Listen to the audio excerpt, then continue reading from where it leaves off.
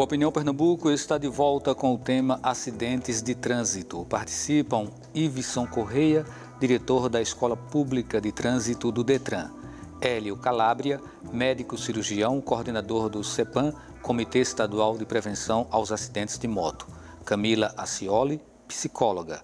Lembrando que o número do nosso WhatsApp é 81 988 30 7098.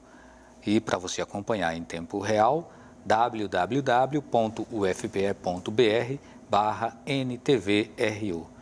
Bem, eu sei que a tendência é a gente falar bastante sobre os acidentes de motos, que representam a maior parte dos acidentes, né? Mas a gente vai ampliar esse nosso debate para falar, inclusive, sobre acidentes com caminhoneiros também, né? Já que a gente está saindo aí de uma paralisação que impactou o Brasil inteiro. Mas, Camila, novamente a gente fala aqui de comportamento, a gente fala de status quo, a gente fala de condição social, né? Essa questão da moto, né, tão presente numa região como é o Nordeste, mais presente, não sei se o número de motos comparado ao número de automóveis se é equivalente. Em alguns municípios a gente tem mais moto do que veículo, do que carro. Pois é, então isso demonstra exatamente um perfil social, não é isso, Camila? A sensação que me traz, assim, ao dia que é um contexto também, como tu estavas falando, né? É a acessibilidade, né? É o você conseguir, porque a gente não pode prever só uma jornada de trabalho com as 8 horas. É o momento que a gente sai, é o momento que a gente chega. É a gente ter que mobilizar uma rotina, inclusive com filhos, com familiares. E a moto, ela, infelizmente, viabiliza uma maior transgressão no trânsito, né? Quando você não tem que ficar parado, quando você pode utilizar o corredor, né? Quando acaba que agiliza o teu processo de chegar e de sair, diferente de um transporte público hoje, né? Que a gente tem espaços que não dão tanta mobilidade, o processo de ter uma rotina de você esperar e você sair de casa já com a moto favorece, né, o trâmite aí desse trabalho. Então, tudo isso acaba interferindo o quanto esse trabalhador, ele também pede uma qualidade de vida ao passo que ele traz uma moto para a vida dele, né? Que ele está pedindo a diminuição aí desse estresse, da carga que se tem em um trânsito em transporte público hoje aqui no estado. Eu queria acrescentar uma coisa, Valdir. A gente tem colocado, a nossa discussão tem levado muito para a questão de que a moto ela é perigosa. Ela com certeza expõe mais o seu piloto, o seu condutor. Mas ela tem uma série de benefícios, né? A indústria da moto emprega muita gente, paga muito imposto, ela consome menos e polui menos. Se você parar para pensar, a maior parte dos nossos carros circulam com 2 pessoas apenas, né? Então, era bem melhor trocar os carros por veículos, a gente usaria menos espaço público, a gente poluiria menos o meio ambiente, enfim.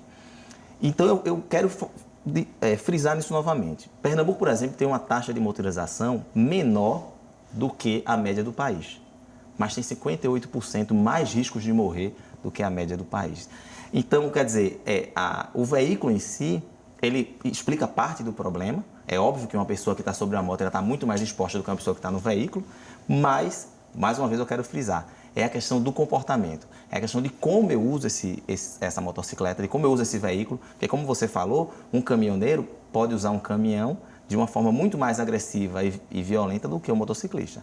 O fato é, motociclistas morrem mais, estão mais frágeis e estão mais expostos. Mas a maior parte dessa explicação é como nós nos comportamos no trânsito. Doutor Hélio Calabria, podemos retomar já aquela questão que o senhor tinha levantado no bloco anterior sobre as consequências, né, desses acidentes.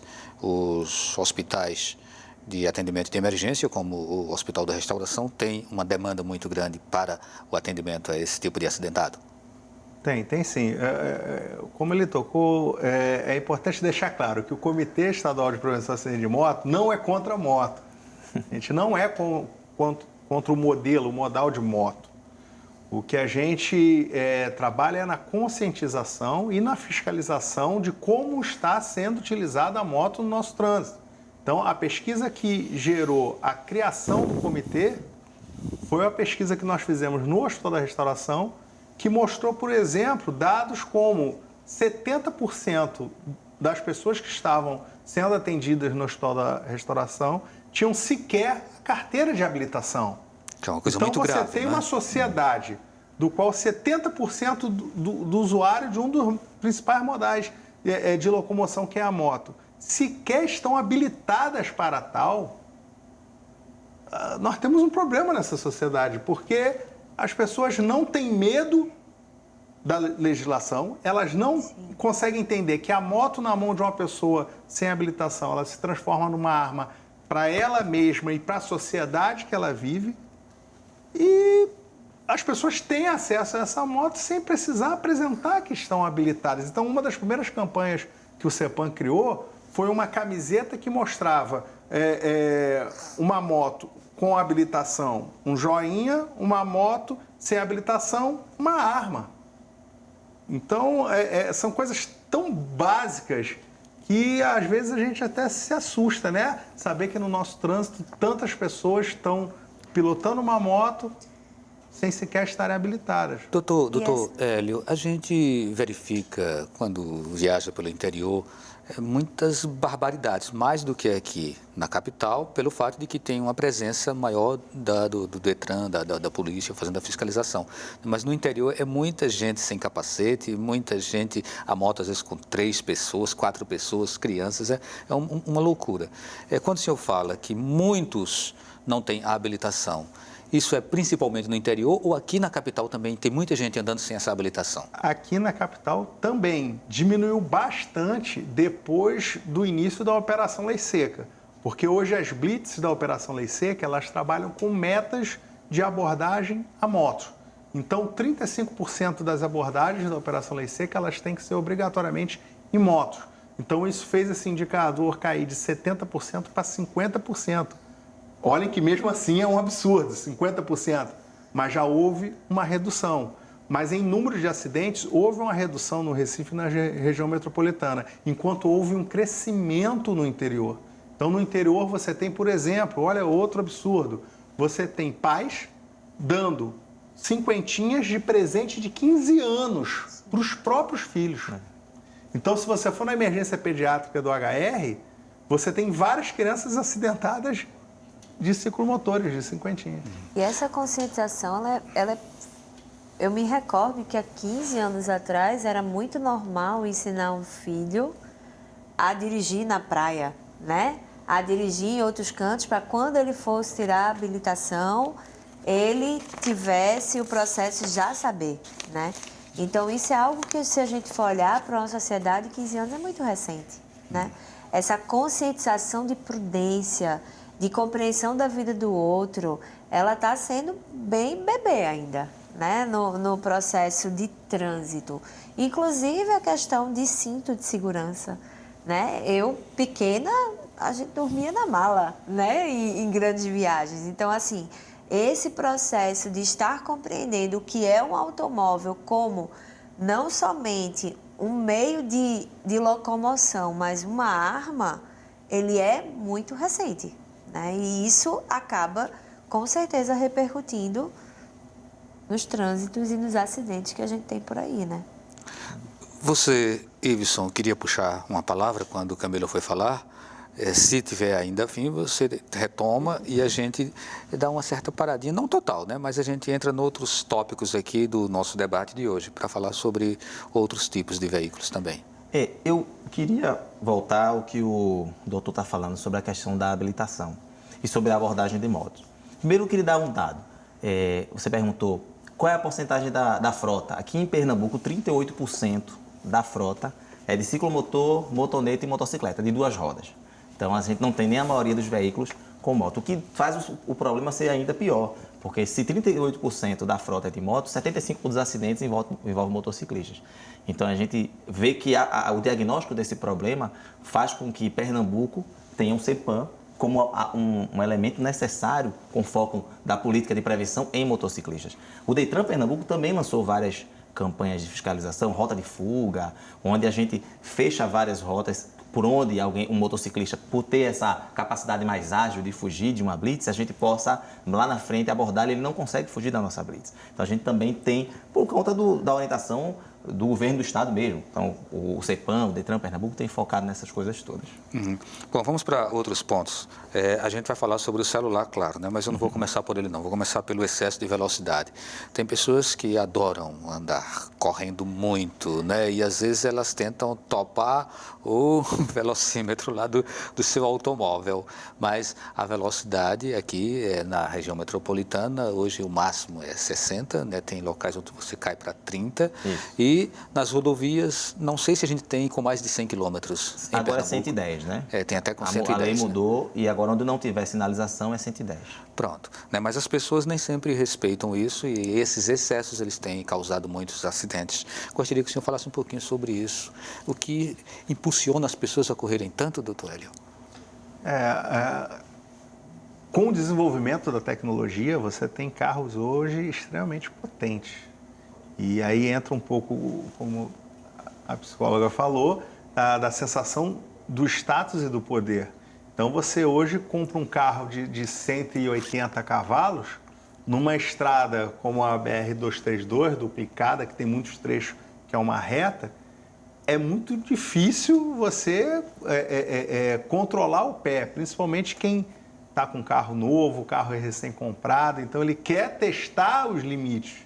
Então, isso faz parte da mente humana querer testar os limites. E com carros cada vez mais potentes, realmente as pessoas acabam extrapolando. Agora, se você parar para observar que o Detran ele calcula cada limite de velocidade contando com o tempo de reação para evitar um acidente, você com um carro a 80 km por hora num acidente, você tem uma chance. Acima de 100 km, essa chance já cai muito. Acima de 120 km, por mais que tenha airbag, por mais que esteja de cinto de segurança, vai ser um politraumatizado grave se não morrer na hora. Então, e essa tem sido uma causa de muitas mortes. De muitas mortes, porque o paciente, o paciente, coisa de médico, né? A pessoa, ela tem aquela sensação de estar num carro novo, num carro moderno, num carro vendido com aquela propaganda de 7 airbags. Cada vez menos o som externo está dentro do carro. Então ela acha que ela está segura naquele carro, só que a 130 km por hora não tem airbag certo. Camila, com você. E fora que o processo externo está cada vez mais isolado, né? Você antes escutava quando o barulhinho do vento a 100 km por hora, você, eita, tá demais. Hoje, se você colocar 100 km por hora, o seu carro está num silêncio absoluto. Então, isso te retira do processo onde você está, né? Do momento presente. Você tem um som que acaba estimulando, né? A tua atenção ela é retirada, né? Tanto que tem alguns, até a neurociência ela já traz isso, que você tirar a atenção visual do automóvel para uma atenção auditiva por 5 segundos, ele atrasa 140 metros a tua repercussão de um tempo de reação, né? Um tempo de reação. Então, assim, 5 segundos. Então, quando a gente está escutando, quando a gente está falando, tanto que o pessoal diz, celular, não pode, né? Não é a mesma coisa que tá falando no viva voz. Você ter essa atenção diferenciada já atrapalha, né? Diferente de você ter uma mensagem clara do passageiro. Então, fora isso, ainda tem, eu acho que a nossa sociedade, ela está muito imediatista. Então, quanto mais rápido eu for, mais rápido eu chego, né? Então, como é difícil estar no automóvel, estar no trânsito. E aí a gente vai utilizando artimanhas e artifícios para sair dele. E aí isso traz um prejuízo de querer ir rápido demais, querer ultrapassar logo, a pessoa está me atrasando, né? Quando a pessoa está a 60 km, meu Deus, né? Como assim está a 60? Ele está no limite máximo de velocidade daquela via, ele não está devagar, né? O que é que está te fazendo querer ultrapassar todos esses limites o tempo todo, né? Te colocar numa situação de ansiedade que tem que fazer isso antes de todo mundo. E aí isso é muito social, isso é em redes sociais, né? Isso é no contexto de colégio, isso é no contexto de faculdade, isso é no contexto de trabalho, terminar logo para ir em casa. Então, essa ansiedade, esse imediatismo, ele vai repercutir, sim, no trânsito, né? Iveson? Tem algumas coisas para acrescentar na discussão. Primeiro, a infração mais cometida em Pernambuco é excesso de velocidade até 20%. Ou seja, você ultrapassar em até 20% o limite de velocidade da via. A segunda mais cometida é você ultrapassar em até 50%, acima de 20% e até 50% a velocidade. Então veja como é uma característica do condutor pernambucano. Ele anda veloz, né? O assunto é tão sério que a Organização Mundial de Saúde dedicou todo um livro sobre gestão da velocidade. Ela é muito clara. Ela diz, olha, não tem como resolver o problema da acidentalidade, da mortalidade no trânsito do mundo sem reduzir o limite de velocidade. A Nova Zelândia fez um teste lá, reduziu em 10% o limite das vias, as rodovias, né, nossas rodovias. Isso levou a uma redução de 35% nas mortes. Então, veja, são 10% de redução. É o que eu costumo dizer nas palestras que nós ministramos aí. A solução do problema do trânsito não é uma coisa muito difícil. Se cada um reduzir em 10% o limite, a velocidade média com quem anda na via, a Nova Zelândia já provou que a gente pode reduzir em até 35% o número de mortes nos acidentes. Então, a velocidade, a gente tem a zona 30 que você citou, a gente sabe que um atropelado, a 30 km por hora, ele tem chance de sobreviver. Se isso aumenta para 60, cai drasticamente a chance de um atropelado sobreviver. Uma outra coisa que o doutor trouxe, o cinto de segurança nos protege plenamente a colisões em até 70 km por hora. Acima de 70 km por hora acontece isso que o doutor falou. Aí ele vai ter algum trauma, mas é melhor, né, doutor, ter um braço quebrado do que morrer. Tá sem cinto. Né? Então é melhor. Ok, a gente faz mais um intervalo e a gente volta daqui a pouquinho falando sobre acidentes de trânsito.